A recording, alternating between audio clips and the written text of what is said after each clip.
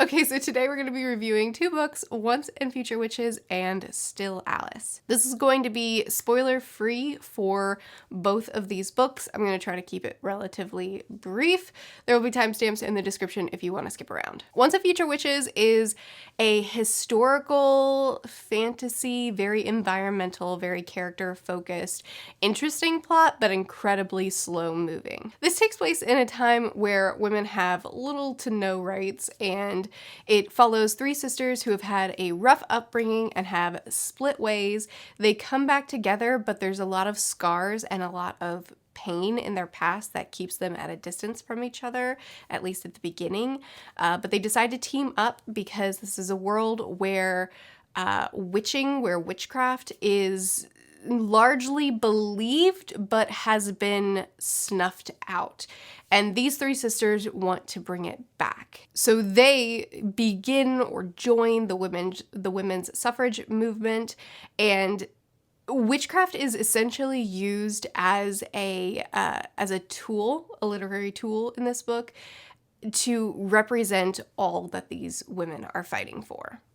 The way the magic is written in this world is it's a very soft magic system. It's very like broad strokes. You're not going to really understand a lot of what's happening, but it kind of paints a picture of how it feels and the effects that it has. It's very broad brush strokes. That's the best way that I can describe it. One thing that this book did incredibly well and interestingly is each chapter begins with an old fable. Most of these fairy tales and fables are pulled from actual fables that we know, like Jack and Jill, Grimm's fairy tales, stuff like that.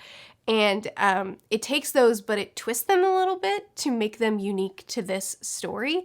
And the mythos of this, not mythos, the history of this world is that witches of old used to hide their spells in these old fairy tales. So in order to use magic in this world, you need the will, you need the ways, and you need the words. So a lot of times these characters will have the will and the ways, but they don't have the words. And one of our sisters, Bella, my favorite, she will oftentimes be searching through books and libraries and trying to find the words as well.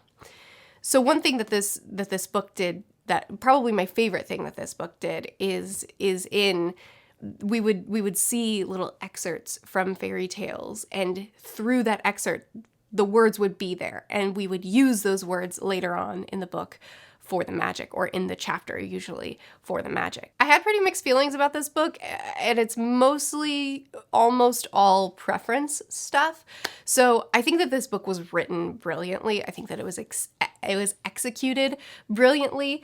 It is a very, very stylistic book. The prose is quite I don't want to say purple, I would say just south of purple. The prose is very indulgent. It's very whimsical and magical, and I think it fits the world perfectly. I mean, this entire book feels like a classic fairy tale. It feels like a fable in and of itself, while having very important conversations within it. And the prose matches that perfectly. It feels like a fairy tale as you're reading it, even though the fairy tale is the outside bit of it and the story itself is supposed to be real. It's kind of hard for me to describe. You have to be willing to really get swept up in environments and feelings. I have found that I can be very picky about prose, and I want specific things, and I don't think that this author delivers what I like. The prose is a little bit too indulgent for me, and the choices that she makes, I think sometimes she focuses so much on making the text beautiful that sometimes I'll get lost in what's being said. Not only that, but also there are certain things that get repetitive in how she chooses to structure things, and if you haven't heard, hate that. I can't stand patterns in books. It's a very me thing. It's my problem, not hers, not the author's. Anyway, the best way I can describe it is it's a very stylized book. It's a very stylistic book, and you're either going to fall into step with that style and fall in love with it and get lost in it, or it'll grate on you a little bit. I think that the book itself was brilliantly written, and I really loved the conversations had in it, and I really loved I loved a lot about this world and the characters, and I appreciated a lot of how the author did it. But it didn't suit me. It didn't fit with me. The style was not my style. We buddy read this for my Patreon this month, and about half the people at the time that I'm recording this, about half the people that have finished the book have absolutely adored it. It's one of their new favorites. And about half the people have said, yeah, no, I could not get in step with this book. And not because of anything that it did wrong, just the style will not fit everyone. I kind of fell in the middle where I really appreciate the book and I'm glad I read it, but it wasn't really for me because of those stylistic things. But the best way I can summarize this is if you want a book that is very, very, very environmental and that has a hard focus on angry women fighting to be heard, to be seen, and to have their rights granted them. If that sounds like a great book to you, I assure you this book is great. It'll really just depend on if you can fall in step with this author's style or not.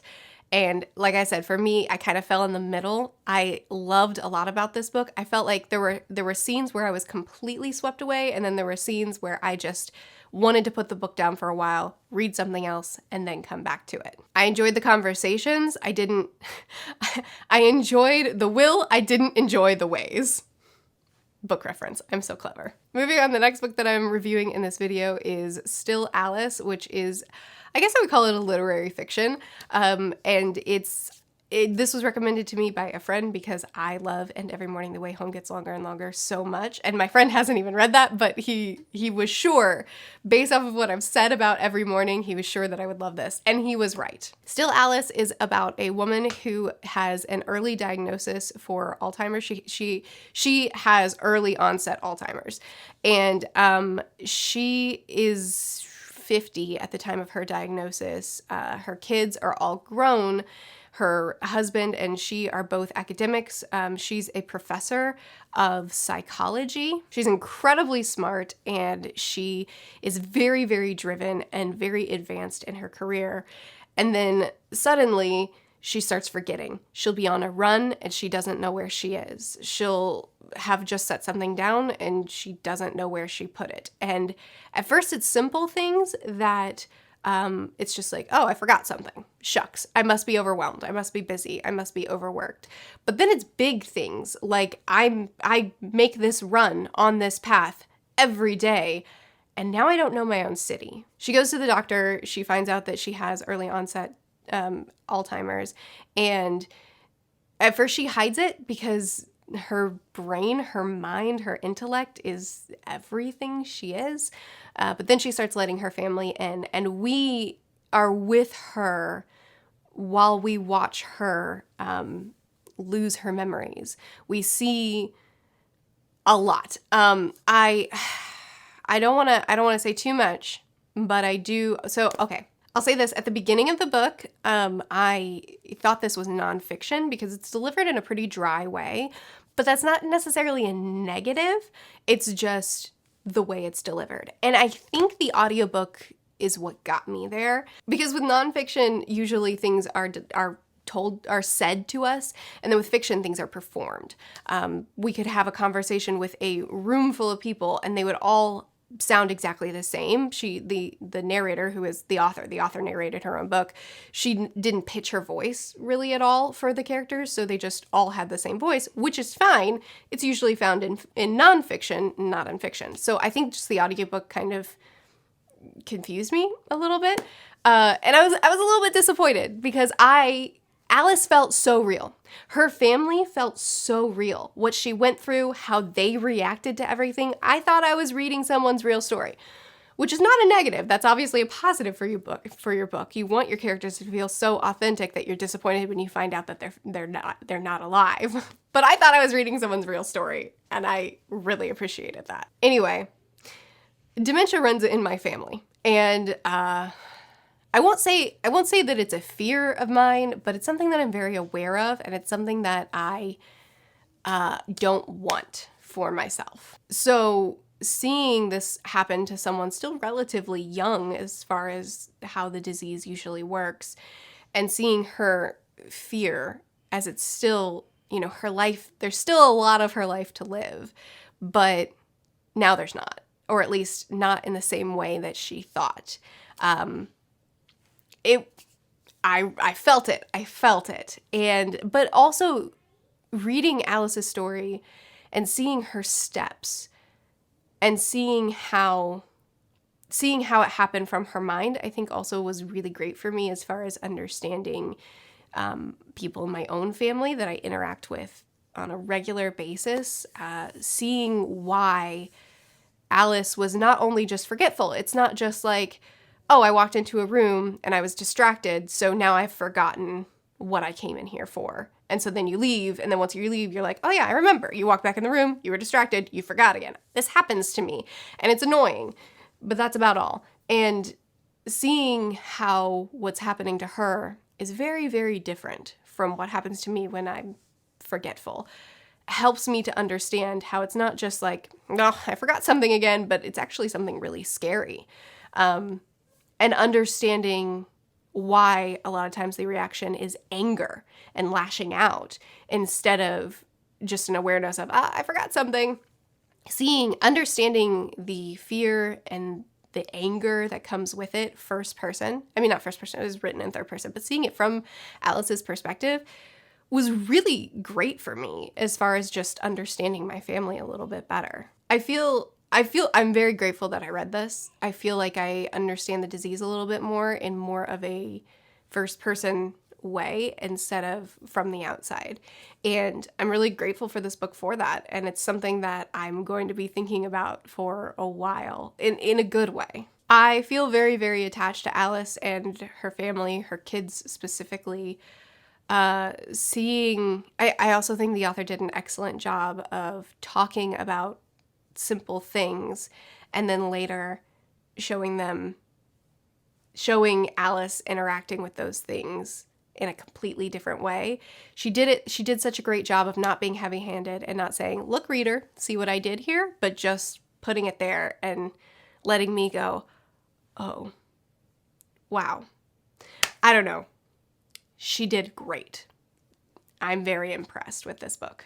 Anyway, I really enjoyed it as much as you can enjoy a book on this topic. I think that it was handled magnificently. The only thing that kind of tripped me up a little bit is that Alice's digression was very fast. Like I said, it runs in my family. I've seen it a lot. I've seen it in quite a few people, and I have never seen it progress this quickly. I don't know. Maybe this is how it works sometimes, but it did seem very, very fast in this book. But other than that, nothing really took me out of the story. I just really enjoyed it, using the term enjoyment loosely. I'm glad I read it. Okay, so those are my thoughts on Once and Future Witches and Still Alice. I recommend both these books. I'm glad I read both of them. I enjoyed both. I would love to continue chatting with you about it in the comments. I post videos every Tuesday through Friday. I'll see you guys again soon. Bye.